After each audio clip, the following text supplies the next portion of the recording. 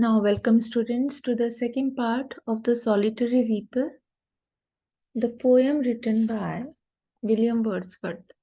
So you can see the glossary part here.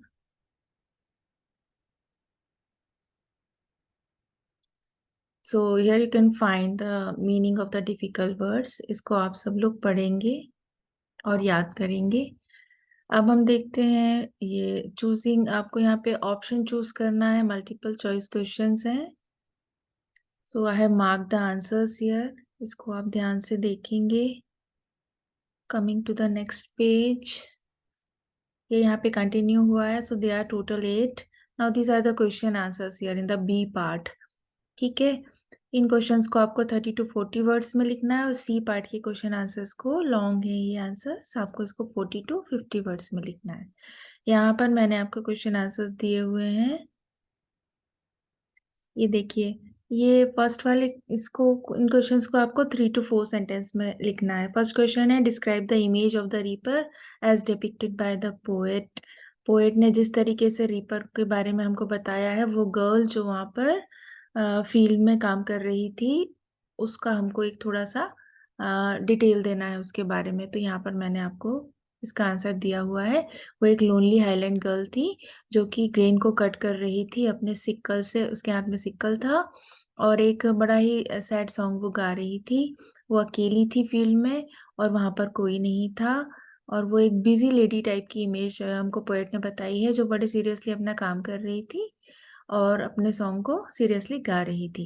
ये उसकी image हमने डिस्क्राइब करी है. सेकंड क्वेश्चन में what impact is a reaper song having on the valley. Why does he से सो. Reaper के song का क्या इफेक्ट हुआ था पूरी घाटी में, और ऐसा क्यों बोला है पोएट ने? क्योंकि जो रीपर गाना गा रही थी, वो लड़की गाना गा रही थी, वो कभी भी भूला नहीं जा सकता. स्कॉटलैंड की वैली में वो गूंज रहा है उसका गाना, और इतना आइलैंड तक पहुंच गया है उसका वो गाना, और पूरी जो वैली है उसके उस सैड सॉन्ग से भर गई है.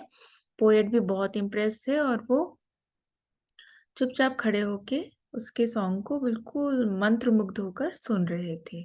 ठीक है. Now this is the third question. How do we know that the poet can not understand the lyrics of the song. हमको कैसे पता चलता है कि पोएट को समझ में नहीं आया था उस लड़की का जो गाना गा रही थी? क्योंकि उन्होंने इस लाइन में हमसे पूछा है कि will no one tell me what she sings. इससे हमको पता चलता है कि उनको उसके लिरिक्स समझ में नहीं आए थे और वो इतने इम्पेशेंट हो गए थे कि उन्होंने अब हम लोगों से, रीडर्स से पूछना शुरू किया कि आखिर वो गा क्या रही थी. So this is the answer. Now, what are the various themes that the poet speculates about the song? क्या क्या उन्होंने थीम्स निकाली हैं, क्या अंदाजा लगाया उसने, पोएट ने, उनके रीपर के सॉन्ग का. तो यहाँ पर हमने उसका आंसर दिया हुआ है कि या उनको क्या क्या रियलाइज हुआ.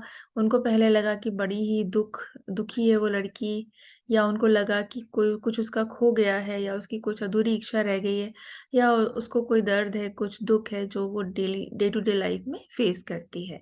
ये हमने जो पढ़ा था ये उसका आंसर है. Now fifth question. Did the reaper realise that someone was appreciating her singing. Give reasons for your answer.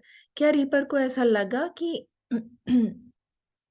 कोई उसके गाने को अप्रिशिएट कर रहा था? क्या उसको पता था कि पोएट वहां खड़े होके सुन रहे हैं? अगर नहीं तो फिर आंसर दीजिए, रीजंस बताइए. सो हमारा आंसर है नो. रीपर को पता नहीं चला कि कोई उसके सॉन्ग को अप्रिशिएट कर रहा है. ठीक है. और वो, क्योंकि अगर उसको पता चलता तो वो गाना बंद कर देती. So this is the answer. Okay. Now coming to the long questions. Write short notes. यहाँ पर आपको शॉर्ट नोट लिखना है अबाउट 30 to 40 वर्ड्स में. तो इस तरीके से आपको क्वेश्चन के वे में नहीं दिया है, आपको ऐसा दिया हुआ है, बस एक लाइन है, the beauty of the reaper song. आपको अंदाजा लगाना है अब इसमें कि रीपर के सॉन्ग में क्या खूबसूरती आपने पाई, क्या सुंदरता आपको उसमें दिखी. तो इसमें हम पूरा आंसर लिखेंगे. सबसे पहले हम पोएम का नाम और फिर उसके पोएट का नाम भी लिखेंगे, और फिर हम पूरा एक तरीके से समरी टाइप उसको, पोएम को बताएंगे कि पोएट ने उसको सुनना शुरू किया, फिर उसने नाइटिंगेल कुकू बर्ड से उसको कंपेयर किया, फिर उन्होंने उसकी किस तरीके से उनके पोएट के हार्ट को टच किया उस लड़की के सैड सॉन्ग ने, हम उसके बारे में लिखेंगे. ठीक है. और किस तरीके से पूरी डीप वैली में उसका सॉन्ग गूंज रहा है, वहां तक पहुंचा. ठीक है. और किस तरीके से उन्होंने हम लोगों से बोला कि आप उसको डिस्टर्ब नहीं करें और उसको गाना गाने दें। तो ये उसकी ब्यूटी थी उस रीपर के सॉन्ग की कि पोएट उससे मंत्रमुग्ध होकर एकदम मेस्मराइज्ड हो गए थे और उसको सुन रहे थे। तो हमको उसको एप्रिशिएट करना है उसके गाने को, और जो भी हम उसके बारे में लिख सकते हैं उसको पूरा हमको लिखना है। तो यहाँ मैंने लिख दिया है, आप लोगों को कुछ लगता है इसमें ऐड करने का तो आप ऐड कर सकते हो, ठीक है? सेकंड भी इसी तरीके से है, एक लाइन दिया हुआ है, the poets love of nature. कैसे आपको पता चलता है कि विलियम वर्ड्सवर्थ को प्रकृति से प्यार था? तो हम उसको भी दर्शाएंगे, कुछ कुछ वर्ड्स हम पोएम से लेंगे और कुछ अपने हिसाब से हम उसको लिख सकते हैं।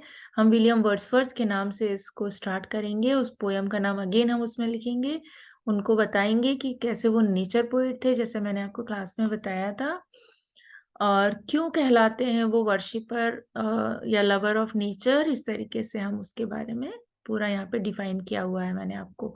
इसको आप पढ़ेंगे ध्यान से, ठीक है? ये मैंने 2 पैराग्राफ में डिवाइड किया हुआ है। क्योंकि पोएट जो हमारे हैं, देखिए मैं आपको एक्सप्लेन करती हूँ थोड़ा सा, वो प्रकृति से काफी प्रेम करते थे और उनको जो सही रियल खुशी मिलती थी और जो उनके मन को शांति मिलती थी वो प्रकृति की गोद में ही मिलती थी। तो ये उन्होंने हमको भी समझाया है कि यहीं से हम सारी चीजें सीखते हैं, प्रकृति हमको बहुत कुछ सिखाती है, और प्रकृति ने ही उनको प्रेरित किया है पोयम लिखने के लिए, जिससे वो दुनिया में इसको फैला सकें। और प्रकृति से ही उनको एक अलग तरीके का शक्ति मिलता है, एक पावर मिलता है, जो उनके एक तरीके से उनके दुखों को भी दूर करता है, और एक कहना चाहिए मेंटल पावर देता है उनको, ठीक है? यहाँ पर हमने कुछ वर्ड्स बताए हैं आपको, वैली, नाइटिंगेल, कुकू, फील्ड, सी, डेजर्ट एक्सेट्रा। इनका हम जिक्र करेंगे जिससे हमको ये पता चलेगा कि हाँ, प्रकृति से रिलेटेड लिखा है उन्होंने। और जब वो उस जगह से जाते हैं तो अब वो अकेले नहीं है, उनके साथ लड़की का सॉन्ग उनके हार्ट में वो अपने लेके जा रहे हैं, बस गया है उनके दिल में वो, ठीक है? तो इस तरीके से हम उसको पूरा डिफाइन करेंगे। So this is the end of the second part.